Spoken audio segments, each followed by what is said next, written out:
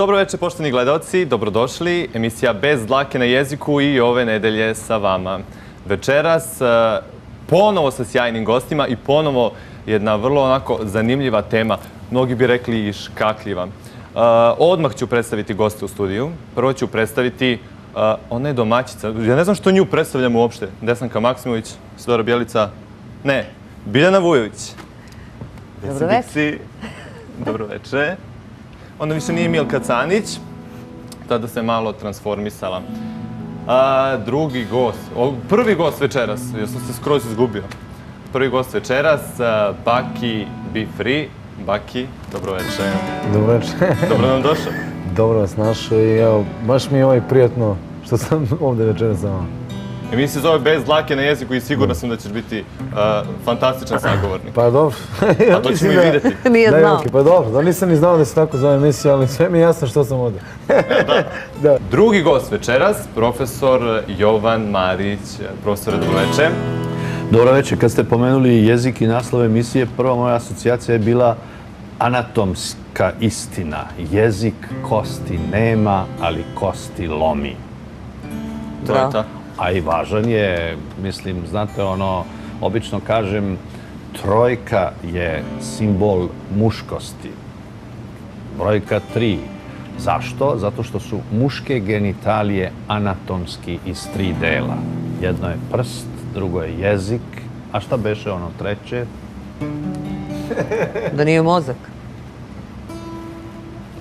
To ćemo saznati Idemo u na toku treći emisije. gost. Ja mislim da je tema emisije upravo to, a šta Da. beše ono treće? Da, vidjet ćemo u toku emisije o čemu se radi. I treći gost, ona je gošća i ulepšat će naš studio večeras. Neće mi zameriti ako malo pogrešim izgovor njenog prezimena. Aleksandra Politopoulos.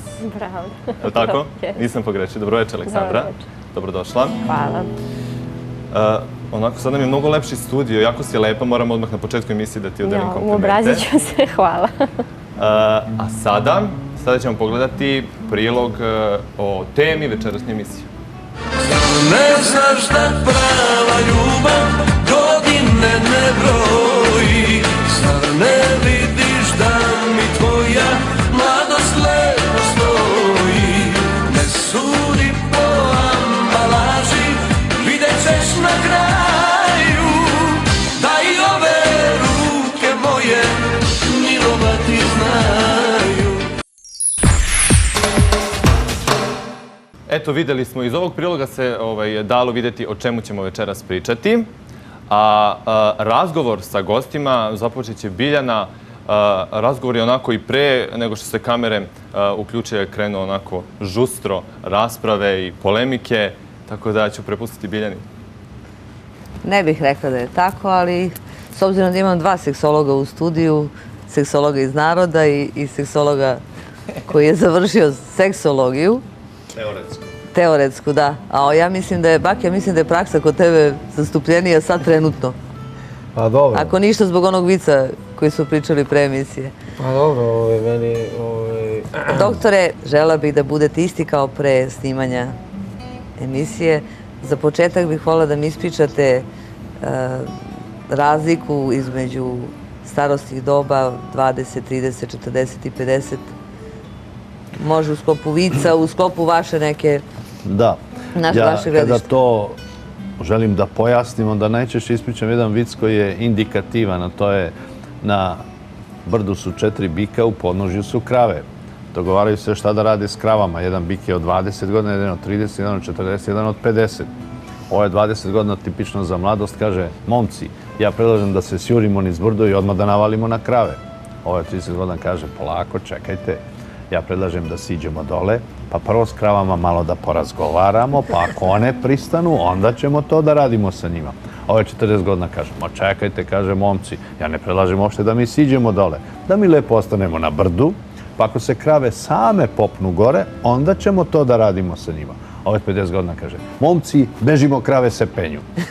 Naravno, sad ovaj od 50 godina ima Viagru, pa neće uvek pobeći, nego To je u današnje vreme. zahvaljujući Viagri možda će i dobiti neku sigurnost. Da, dobro.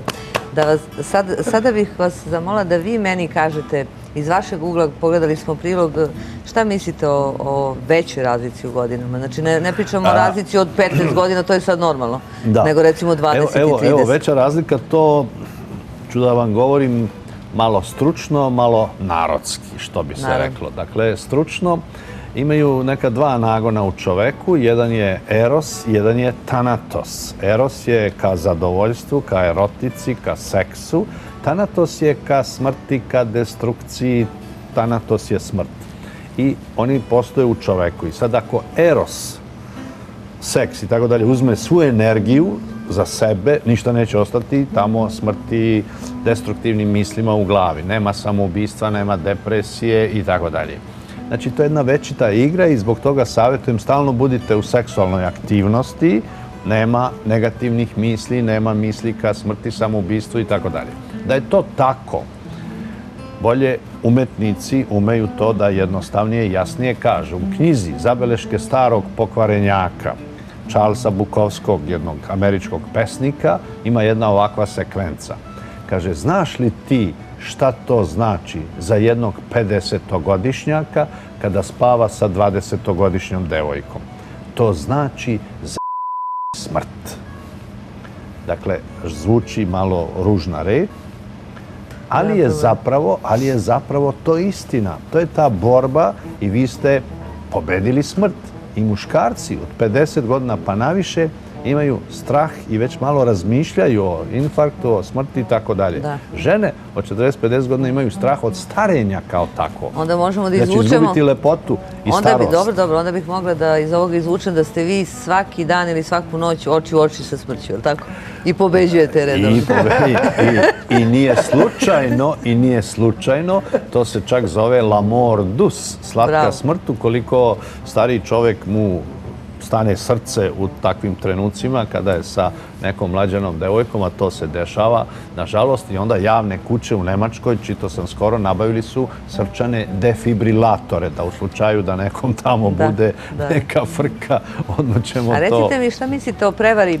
Da li je zastupljenija kod ljudi koji su, recimo, obrazovaniji ili kod ljudi sa... Mislim da nema značaja. Nema značaja. Mislim da nema značaja, pri čemu sam ja istražujući... A ja sve mislim da nešto više varaju ljudi koji su Ne, vi ste mene najavili kao nekog seksologa, pa sam ja to onda istraživao i to je vrlo interesantno.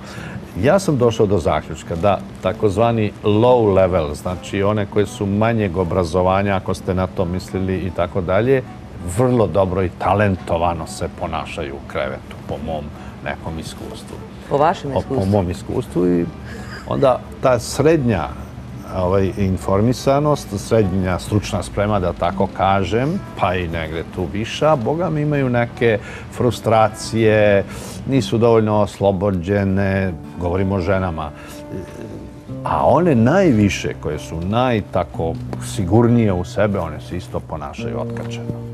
Dobro, njima žene i manje gledaju kroz prste. Da pogledamo prilog zašto sam ja ovo pitala kako to ide kod manje obrazovnih. Režija. Ja mislim da sam na spisku i nešto od Bore Drljače, pa poslije minemo od Mali Džeja. Ali moram celu pesmu.